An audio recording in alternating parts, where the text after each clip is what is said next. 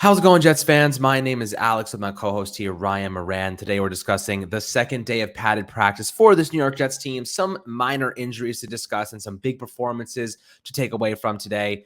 The injuries starting with Michael Carter and Vinny Curry. We'll discuss those briefly. Nothing too serious, so nothing to be really concerned about there. And then, we'll head over to some better stuff. We'll watch some highlights from today's practice, get a look at what they did today. Some big catches. Elijah Moore continues to kick some serious ass. Denzel Mims is having a tremendous training camp, and Sauce Gardner is also getting his work in. And it's really nice to see that all these guys are taking big steps forward. Rookies, sophomores, young players.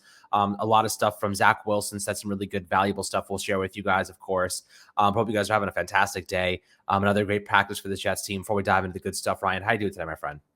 I'm doing great, Alex. Obviously, the second padded practice today. Second practice open to the fans, and the energy was great once again from the fan base. Obviously, like you said, Tevin Coleman activated from the PUP list, so he's getting closer. Still nothing on Ruckert that I saw. Obviously, Michael Carter and Vinny Curry were the two guys that did not practice today. Carter is day-to-day with an ankle, Salah said, and they're hopeful with Vinny Curry. He's back by the end of the week with just a slight hamstring.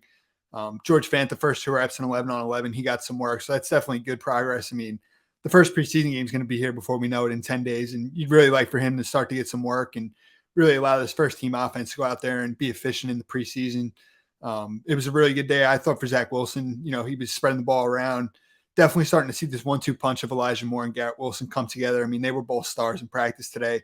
We'll see a couple of the clips. I mean, Elijah Moore's hands are just ridiculous. You see just the movement ability that Garrett Wilson has. He's constantly open, going up or making plays low to the ground, catching the ball. I mean, he's extremely talented. Breece Hall made one nice catch down the seam in the 7-on-7 period. That was nice. And then, the running back 4 obviously is something that we've discussed. And, the one today without Michael Carter practicing, without Tevin Coleman practicing, Ty Johnson was getting some work with the ones. So that's definitely something to keep an eye on. If they're going to keep 4 running backs, maybe he has the upper hand at this point in time.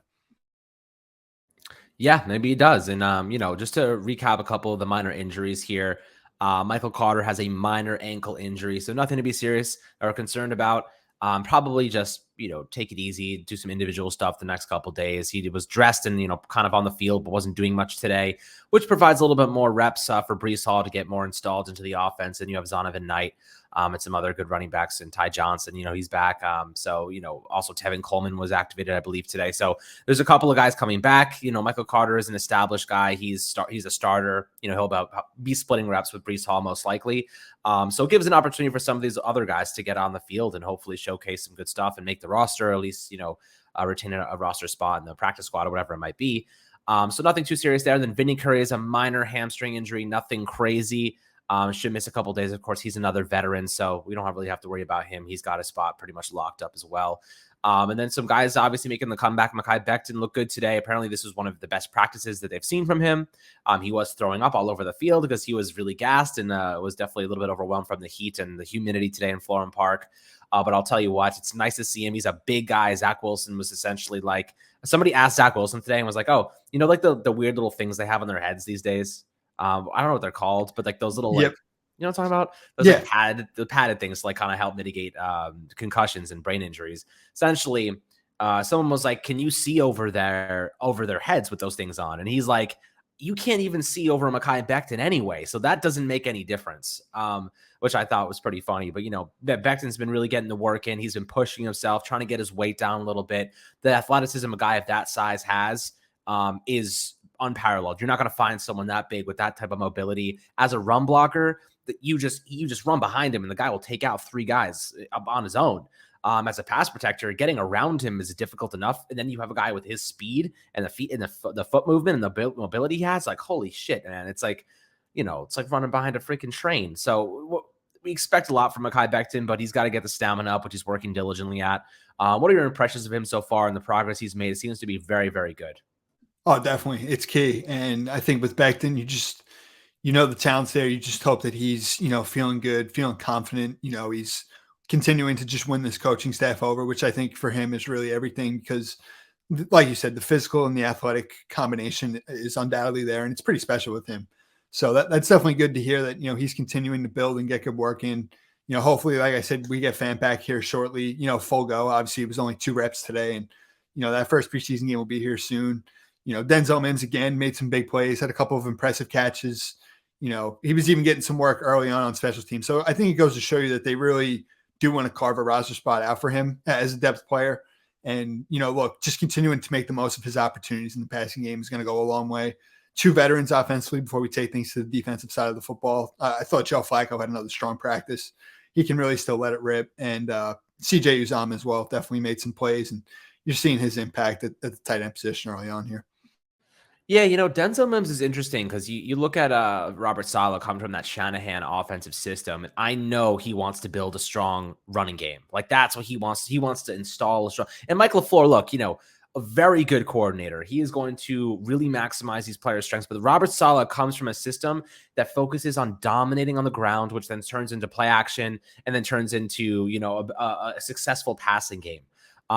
Having a good rushing attack, a lot of people will say, is outdated. It's kind of a old school type of mentality, but we cannot ignore how important having a good running game is. Now you add a receiving quality to your running backs, then you get a little bit more creative. That's when your flexibility gets a little bit more awesome. So I'll tell you what, Breece Hall, Michael Carter, both of those guys can receive the ball out of the backfield. They can do a lot of great things. But speaking of Denzel Mims, he is an interesting player because he doesn't exactly fit the mold of the offensive weapons that they have, right? You look at Denzel Mims, he doesn't serve any purpose on special teams. He's not really a possession receiver. He's lanky, he's thin, he's long, he's a decent route runner, got decent hands, but he's not he has nothing that he does excessively well. I think he's just an all around a decent player. He's probably about an average player if we're speaking seriously. There's always room for guys like that on a roster because receivers are at an all-time high in value right now. It's extremely hard to come across reliable and good receivers. Denzel Mims with the right system, good quarterback play, and a decent offensive line for the quarterback, he's going to have more time to get open. I think that'll benefit him tremendously. But I'll tell you what, I think that this Jets offense, it makes me think a lot about Deebo Samuel and Brandon Ayuk, with the 49ers. Both of those guys are so explosive in a myriad of different ways. It reminds me a lot of a Garrett Wilson and Elijah Moore combination. Deebo, obviously, they use it as an extension of the running game.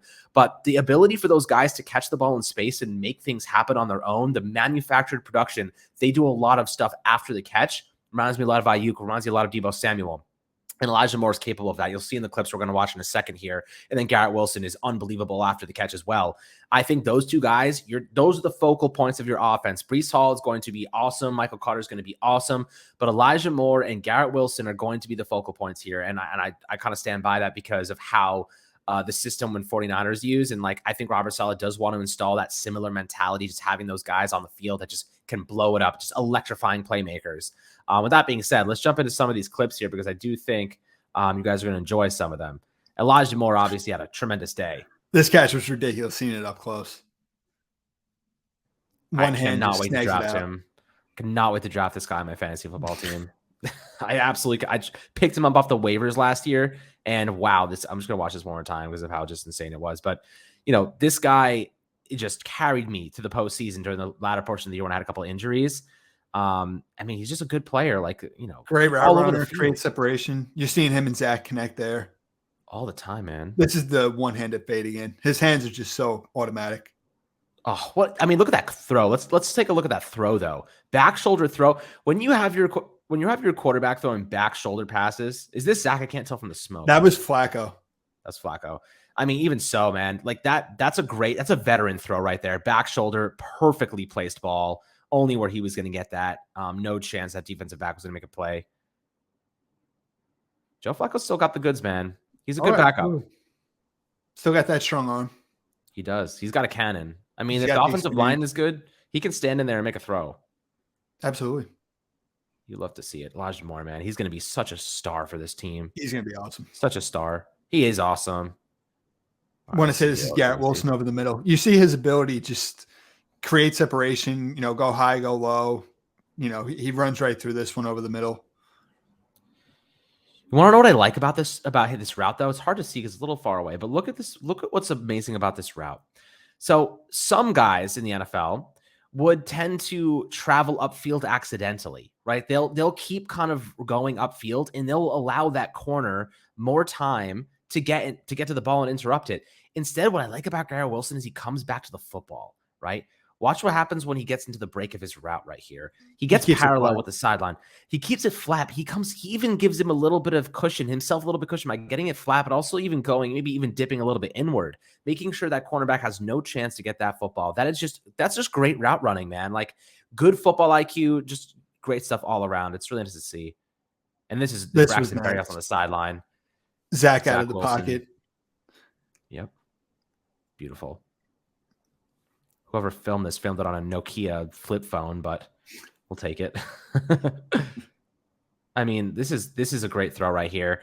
Braxton Barrios, super underrated player. Guy is going to be, he is an all-pro kick returner, but you don't see guys like this that just, come in and make a difference. He's your wide receiver 4, most likely. He's not playing every down. He's your slot guy. He's coming in specific bunch formations. He's coming in there to, to mitigate fatigue for others. And he just comes in and he makes big plays and he gets open and he has really great chemistry with Zach Wilson, which I think stands out tremendously. 100%. And that gadget ability. Like he was utilized on a ton of pre-snap motioning today. Brees Hall broke this one. Can't really see it, but let's see here. Sauce and DJ getting some work. Yeah. Very nice. Love to see it, man. This is all good stuff. No big injuries. This is what you want to see, in my opinion, from this Jets team. Just making good progress. Nothing that's bad. They're making good plays. The connection between Zach Wilson and Elijah Moore is developing. The connection between Zach Wilson and every receiver is developing. Brees Hall getting extra reps. Carl Lawson looks like himself, ran over Laken Tomlinson apparently with a bull rush and got a pressure on Zach Wilson. A little bit of a slow start to camp, gearing up, probably just trying to trust his Achilles again. It's a lot of a mental game at times with these guys. And comes back and, making good plays against one of your best offensive linemen. So that's a really great sign. Zach Wilson, a couple of decent throws into the end zone. Had one to Corey Davis that DJ Reed defended really well. So great coverage from him. Nice to see that DJ Reed is making a name for himself. And even Jabari Zuniga got a sacked as practice ended, got around Mekhi Becton. Jabari Zuniga is making a name for himself there. So, don't expect that all the time, but nice to see he's doing some good stuff. And, what I really like about this team so far is just their overall vibes. You know what I mean? Like you see how happy they are. Max Mitchell, all these players running up to the fans, getting them hyped. Brees Hall did it, I believe, this today. That's what you want to see, man. Like that really stands out to me as a kind of a cultural fundamentals, like guys just that making a difference in terms of hyping the fans up, being a part of the culture, having a good time, enjoying football. Because it's a game after all. Like if you don't enjoy it, yes, you want to win, you want to be serious about it, be diligent and disciplined. But it is a game. And if you're not having fun, I guarantee you're not playing your best football. And like these guys seem to be having a good time. And I think that really stands out. How important do you think that is to the culture of this team? Oh, for sure. I think it's very important to see, especially in camp when things get tough. I mean, it was hot there today. You could definitely see that. They gave the team a 5-minute break. I mean, it was so hot. And, just to see the energy, the Michael Carters of the world, the Sauce Gardners, just the electric personalities that this team has brought in. You spoke on just the money well spent really with Carl Lawson and DJ Reed, Jordan Whitehead. Sauce was active today. So a lot to feel good about. And lastly, with Carl Lawson, I wanted to say, because you were spot on. I heard Jeff Ulbrich actually say, like, you could tell Carl Lawson was really just kind of taking it easy. And then it was like the last block of one of the early practices. And he's like, you could really start to see Carl was getting comfortable and he was turning it on. And it sounds like the last 2-3 practices, he's been pretty dominant. Absolutely. So some really good stuff today. Minor injuries, as we mentioned before, but nothing too crazy. Zach Wilson did have some good stuff to say post-practice. As I mentioned before, you talked about Mekhi Becton and how tall he is, and you can't really see over him. Also, a little interesting tidbit, he did say that he doesn't actually use social media after when the season starts or when training camp starts. He deletes all the social media apps. Probably a good thing because people were getting pretty rowdy a couple days ago about him. So probably good he stays off of social media. And I think that's honestly good for every NFL player. I think every NFL player should just stay off of social media because a lot of guys get impacted pretty negatively by it. Like if you're a baseball fan and you look at Joey Gallo, for example, the guy just could not handle being a Yankee, let alone being booed all the time. Guy couldn't even be on social media, couldn't do anything. Some of these guys even you look at John Morant said something really stupid a couple weeks ago. Players around every sport get in trouble on social media. So I think like NFL players, if you're smart, stay off of social media, focus on your craft, don't get those distractions. He said even his parents can be distractions at times. I think it's definitely a benefit for him. He also said, my biggest balance right now is how I can play within the offense and then find times to go and make something happen when it's appropriate. I'm trying to balance both. That's a very Aaron Rodgers-like kind of statement, is like, that ability to stand in the pocket and make beautiful throws from the pocket, but also when the play breaks down, you need to make a play, you need to run out of the pocket. He can do that, and he can put it on a dime, as you saw to Braxton Barrios, as you saw to Corey Davis last year when he's pointing it downfield, as you saw that throw across his body yesterday to Elijah Moore. He is more than capable of making those difficult throws. It's just about finding the balance and figuring out when the right time to do that is and not running out of the pocket prematurely. A good offensive line is going to help his development tremendously, and I'm excited to see that. Any thoughts on his comments? For sure. I think you love to see the maturity in a second-year quarterback as much as anything, somebody who's got everything at stake to prove this year. And it just goes to show you how all in Zach is, just the mindset that he has. You said it best, the out-of-structure playmaking ability with him, like, when he breaks loose, like, you just feel like something good is going to happen. And that throw to Barrios today, I think, really sums it up perfectly. Absolutely. But guys, hope you enjoyed this episode of Fireside Jets, taking a look at the top takeaways and analysis from today's practice. Got you guys covered every day as always. Hope you guys enjoyed little video clips that we did grab. We'll continue to do that so you can make sure to see all the updated highlights and everything that was fun and cool from the daily practices. But I hope you enjoyed the video. Make sure to like and subscribe as always. We'll catch you guys on the next Fireside Jets episode.